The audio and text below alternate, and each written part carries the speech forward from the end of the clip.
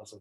Okay, Suzanne Crizzo, or Sizzle, says, how do you design an effective business model when you have three services that complement each other and you want people to move between services? So in this case, physiotherapy, mindfulness, and Pilates. Aha. Well, Susan, where are you zooming in from today? Hi, Tad. I'm in Toronto, Oh, okay. Hey, where do you live in Toronto? in Etobicoke in the West End. Oh, okay. Okay. Yeah, yeah. Know it well. My great uncle used to live there. Um, okay. So what do they all have in common, those three, for you? Yeah, I guess it's a few. So I should say that it's all virtual services, or I'm trying to make it all virtual services because I want to be hands off. I want people to self manage and be proactive. So I guess being proactive being one thing um, Yeah. that's in between all of them, and then also physical and mental health. I guess maybe less so physiotherapy isn't necessarily seen for helping people with mental well-being, maybe indirectly, but I definitely am trying to make it that way. But definitely mindfulness is the mental well-being, and then Pilates is a bit of both, I think. Let me ask this a different way. Why do you give a shit about any of this? Physiotherapy, mindfulness, Pilates. Why do you care? Who cares about this stuff? Why does this matter to you so much? Because I want people to live healthier lifestyles and to be able to take that onus on them upon themselves to do it and to know how to do it. Why do you care so much about people being healthy?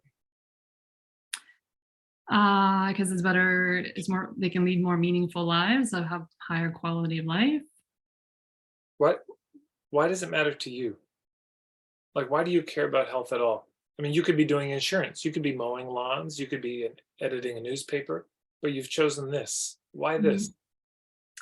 I think because I've always been very active all my life, and then eventually sort of found mindfulness, and it's helped me so much in living a more meaningful life, and the fact that I love that I have all this knowledge, but I know a lot of people don't. So to be able to bring it to others. Where have you most seen the consequences of people not having their health together in your own personal life? Like, where have you seen what this does to people to be unhealthy?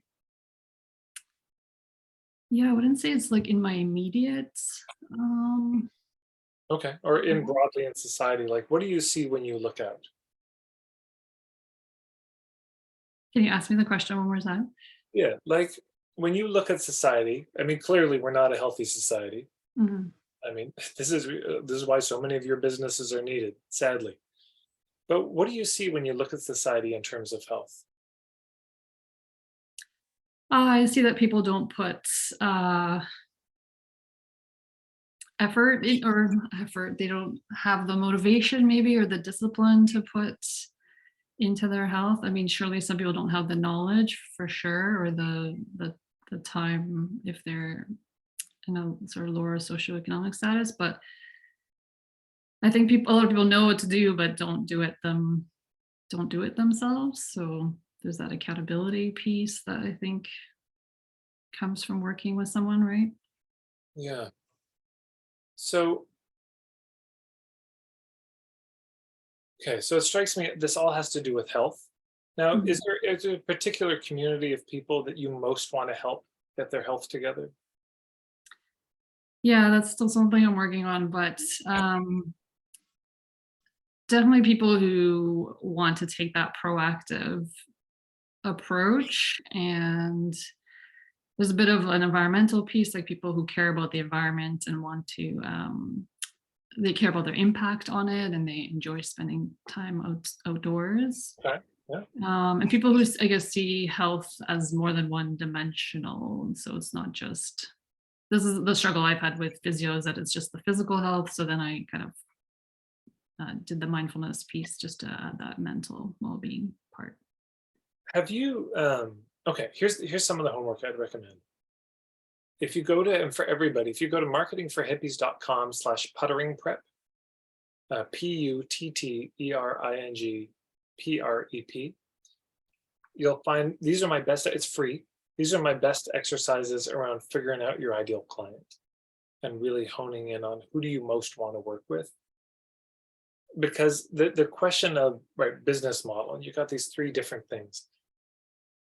The metaphor that I use so often that I got from Bill Barron is, your ideal client's on island A, they're struggling, they have some pain, some symptoms, they want to be on island B. And so physiotherapy, mindfulness, and Pilates, those are boats. Or we could say they're all different cabins in the boat that you have. And people don't care about the boat as much as we think they do.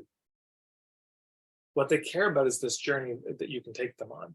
So really honing in on the nature of the journey and who is this on island A is a big deal. Because if we try to think about the business model of, oh, I have these three different modalities, how do I fit them together? It's a different question than how do those three modalities all fit into this journey that I'm helping people on?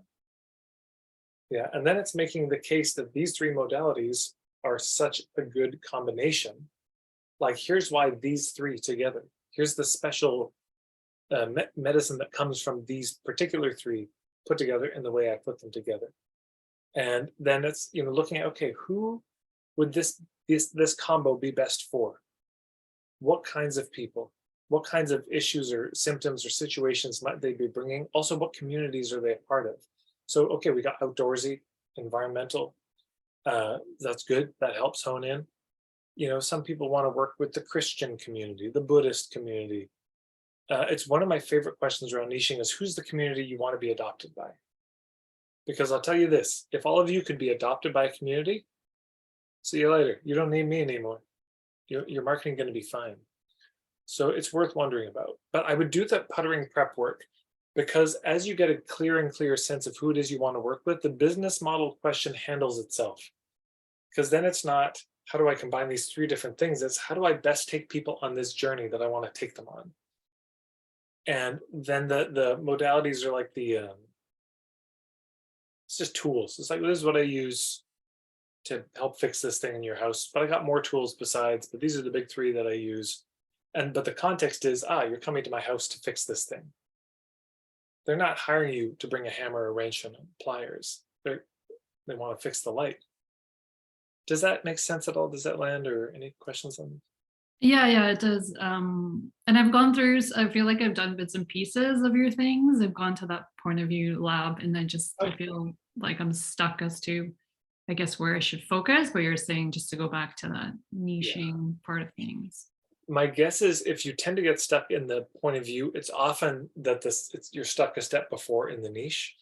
The other thing is, and the questions I was asking earlier started getting to this, the question of the bigger why. And Simon Sinek, Sinek, he wrote a book called Find Your Why. And I would recommend that book just to dig into, like, what is the bigger purpose of this? Because that's also something that can tie things together. Yeah. There's the ebook I've got, the Don't Market Yourself, Market Your Message, which you have access to because you went to the lab. And that can also be a good one. It's tough. I mean, this is trying to find what's the thread, because sometimes it's what we do. Sometimes it's where we do it, when we do it, why we do it, how we do it, for whom we do it. And it's not always obvious which one it's going to be.